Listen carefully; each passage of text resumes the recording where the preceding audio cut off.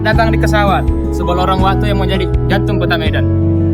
Di antara hiruk pikuk modernisasi, tersimpan jejak masa lalu yang tak terlekang oleh zaman. Dinding-dinding tua ini bukan hanya menjadi saksi bisu, melainkan sebuah tutur-tutur yang menutur sebuah kisah perjuangan, perlawanan, dan juga kebangkitan kesadaran nasional.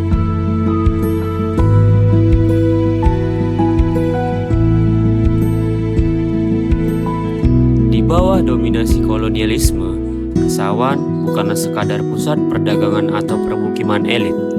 Ia adalah kawah canda di muka, tempat ide-ide kemerdekaan bersemi, di mana suara-suara perlawanan mulai menggema, membentuk sebuah gerakan yang kelak akan mengubah nasib bangsa.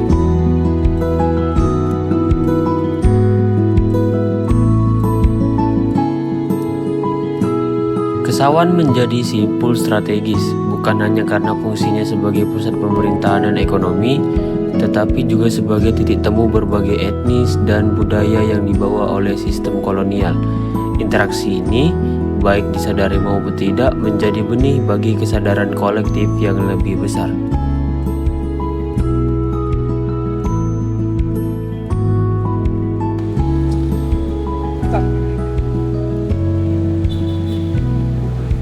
Dan saat ini kita berada di jantung Kesawan, sebuah area yang pada era kolonial menjadi pusat denyut nadi ekonomi dan sosial Medan.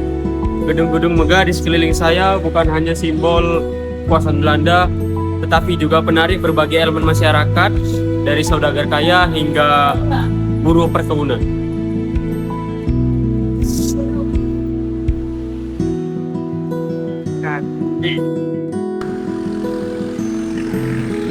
Jika Kesawan adalah jantung ekonomi, maka pers adalah paru-parunya.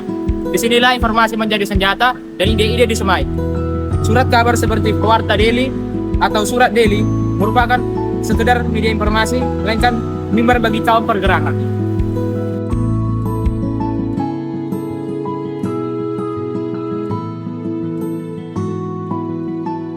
Kebebasan pers memang dibatasi. Sensor kolonial ketat. Namun semangat para jurnalis dan penerbit tak pernah padam. Mereka mencari celah, menggunakan metafora, dan membangun jaringan bawah tanah untuk memastikan suara rakyat tetap terdengar. Kesawan adalah epicentrum revolusi informasi kala itu. Melalui tinta dan kertas, berita-berita pergerakan nasional di Jawa dan daerah-daerah lain sampai ke Sumatera Utara. Artikel-artikel kritis yang mengupas ketidakadilan kolonial, seruan-seruan kebangsaan, hingga puisi-puisi perjuangan, semuanya beredar dari percetakan-percetakan di Kesawan ini.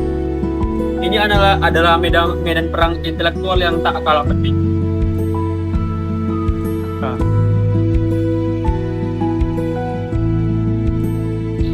Di antara gamelan pertokoan dan perkantoran, Kesawan juga menyediakan ruang tersembunyi bagi lahirnya organisasi pergerakan. Dari di balik tirai jendela atau di sudut-sudut kafe, para pemuda dan para cendekiawan merajut gagasan, menyusun strategi, dan membentuk aliansi perlawanan.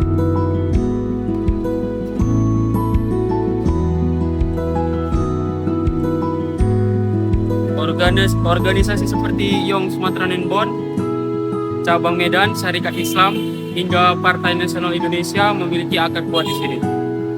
Pertemuan-pertemuan rahasia, diskusi intensif, hingga konsolidasi massa seringkali bermula di ruang-ruang Kesawan ini. Ini merupakan dapur pergerakan, tempat bara api perjuangan dijaga tetap menyala.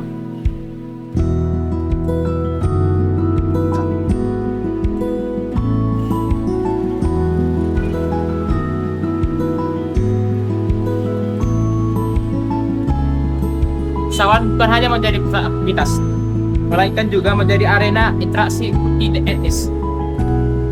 Etnis seperti Tionghoa, India, Tiongkok, dan juga Batak dan Jawa, juga Eropa, semuanya berbaur di sini. Hal ini awalnya dijadikan kolonial menjadi alat untuk memecah belah, namun justru menjadi kekuatan bagi Medan yang tidak terduga. Bukan hanya di ruang-ruang diskusi, tapi juga di pasar, kedai kopi, dan pertemuan-pertemuan informal. Ide-ide kebangsaan tersebar dan mengakar. Kesawan menjadi laboratorium sosial yang membuktikan bahwa persatuan dalam keberagaman adalah kunci untuk meraih kemerdekaan.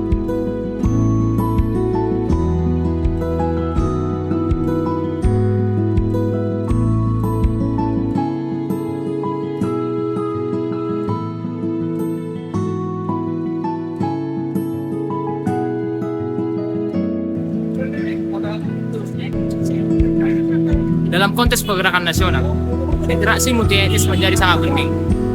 Rasa senasib, kepenanggungan di bawah penjajahan, penting untuk meningkatkan solidaritas yang melampaui batas-batas etnis dan agama. Mereka menyadari bahwa perjuangan kemerdekaan adalah perjuangan bersama.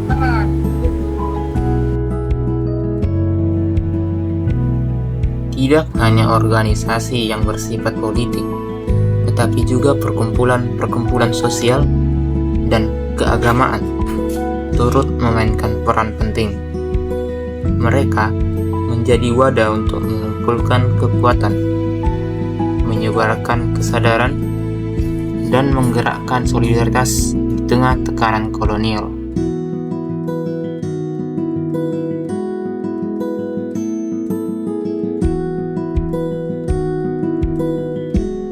Organisasi keagamaan misalnya menjadi tempat aman di mana nilai-nilai kedaulatan diri dan martabat diajarkan, secara halus menentang superioritas kolonial. Di Kesawan, masjid, surau, dan perkumpulan Tionghoa atau India tidak hanya berfungsi sebagai pusat ibadah, tetapi juga menjadi simpul penting bagi komunitas antar daerah dan antar etnis. Perkumpulan sosial seperti klub-klub studi atau perhimpunan bantuan sering menyamarkan agenda politik mereka di balik kegiatan amal dan pendidikan. Ini adalah strategi cerdas untuk menghindari pengawasan ketat Politieke Inlichtingendienst atau PID Belanda. Mereka mencetak kader, memperkuat ikatan emosional kebangsaan, dan menyiapkan fondasi massa untuk gerakan yang lebih besar kelak. Kesawan, dengan kedai kopi dan rumah makan yang ramai, memberikan ruang netral bagi aktivis dari latar belakang organisasi yang berbeda untuk bertemu, bertukar informasi, dan menyelaraskan langkah perjuangan. Disinilah terjalin benang merah dari berbagai elemen perlawanan di Sumatera Utara.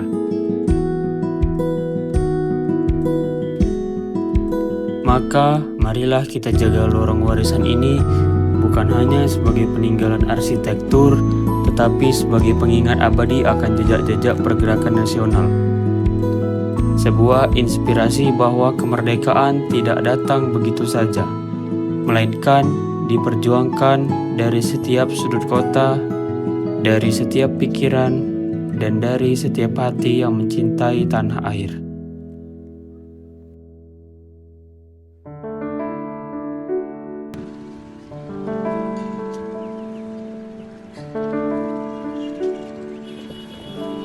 Dari perjalanan kita menyusuri lorong-lorong pesawat, satu hal yang kita jelas, tempat ini bukan sekadar kumpulan hidup tua. Ia adalah prasaksi hidup yang merekam semangat perlawanan, geliat intelektual, dan persatuan dalam keberagaman. Kesawan menjadi bukti bahwa bibit nasionalisme telah tumbuh di Medan sebelum proklamasi kemerdekaan. Nasionalisme tumbuh di Medan melalui pers, organisasi, dan juga interaksi antar etnis. Hal itu membuat Kesawan menjadi pusat pertumbuhan nasionalisme dan perjuangan.